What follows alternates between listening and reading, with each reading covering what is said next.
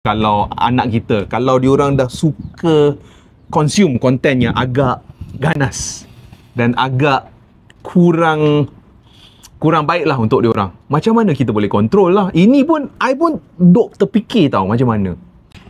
Kita tak akan sedar perkara itu setelah kita melihat sikap anak kita. Apabila kita tahu anak kita ni dia sekolah kat sini, sekolah pagi kat sini, sekolah petang kat sini, contoh kemudian dia tak ada pergaulan selain itulah. Faham? Jadi tiba-tiba, ya contoh anak saya kat kampung. Jadi sepatutnya dia tak ada seganas ini dan tak seliar ini.